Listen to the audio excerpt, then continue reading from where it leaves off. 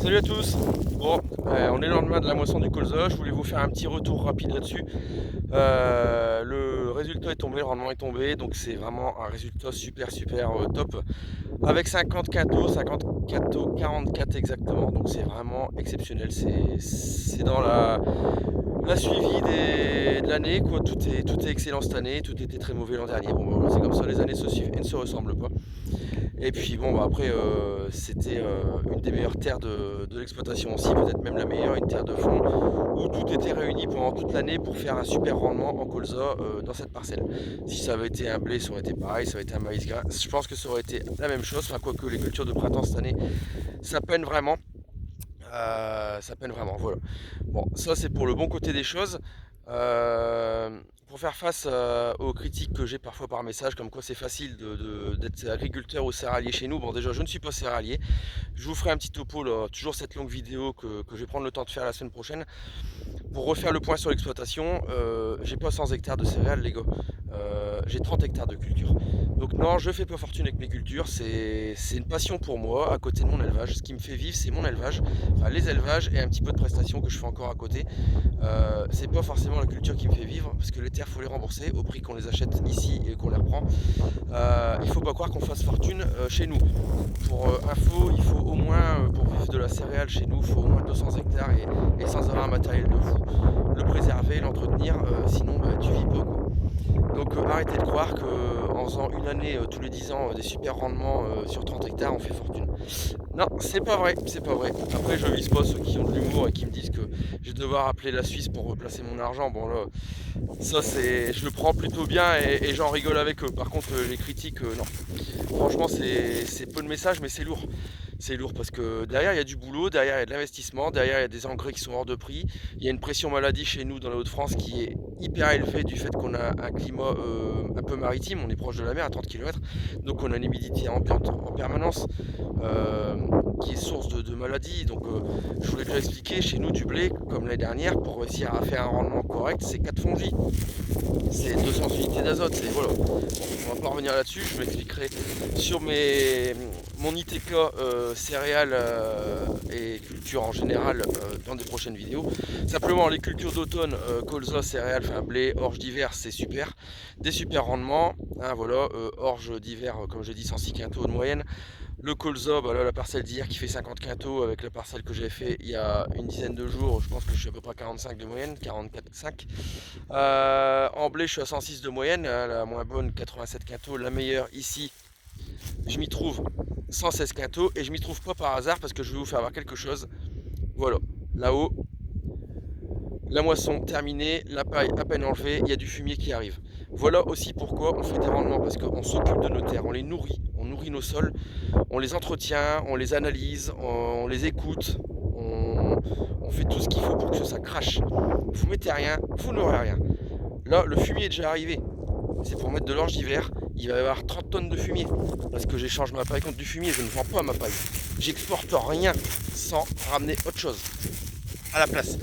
Du lisier, du fumier, du compost, des couverts. Parce qu'ici, entre la paille de blé, entre le chaume de blé et l'orge d'hiver qui va être semé fin septembre, début octobre, il va y avoir donc l'épandage de 30 tonnes de fumier hectare et l'implantation d'un couvert rapide 60 jours qui va être détruit au moment du semis.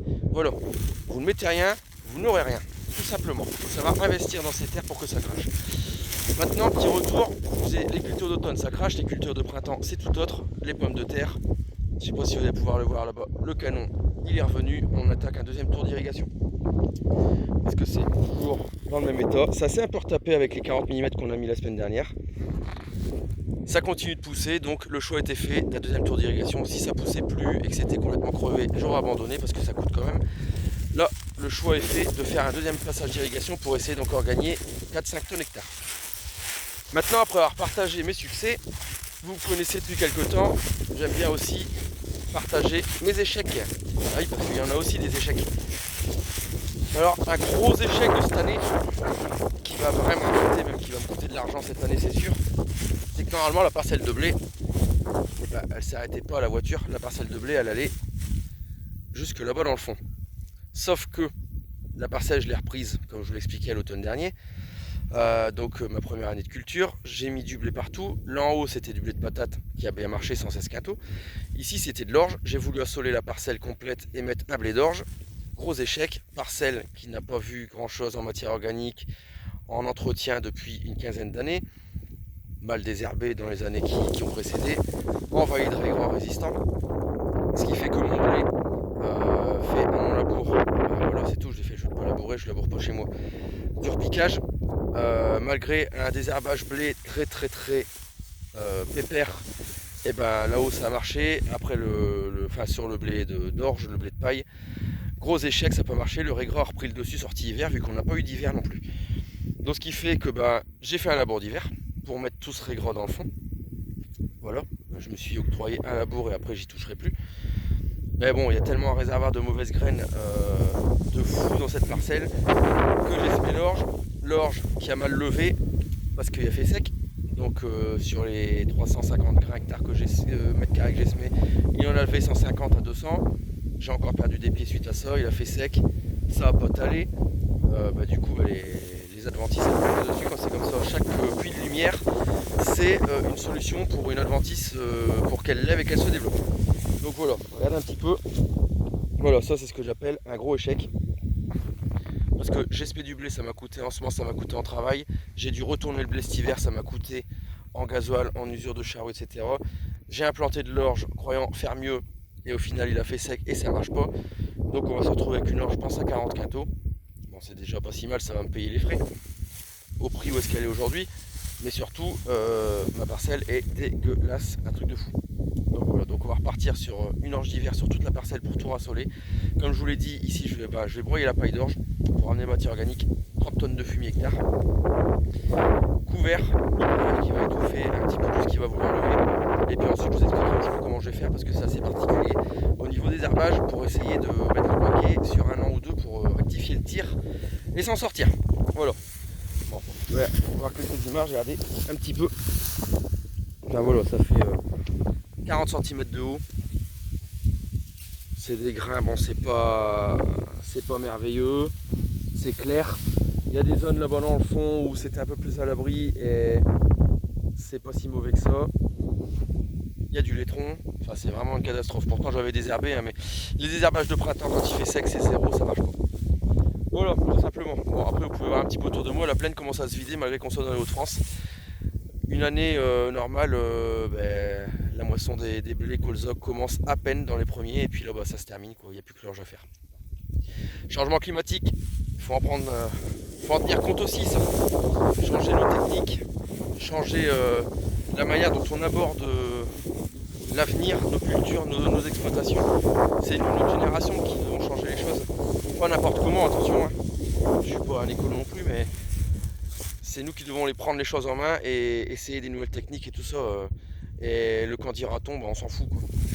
Donc voilà, je vais essayer de partager tout ça avec vous. Après, peut-être que je fais pas bien, peut-être que je me planterai et que je reviendrai sur d'autres systèmes après. Mais quand on a trouvé un système qui nous plaît, on y croit, il faut y aller à fond, il ne faut pas changer tous les ans. Donc je continue, je persévère et on verra. Cette année les résultats étaient là, donc il n'y a pas de raison. Allez, sur ce je vous laisse, je vous souhaite un bon week-end et puis à la semaine prochaine pour la vidéo. Cette fois je vous la fais, vu que la moisson est terminée.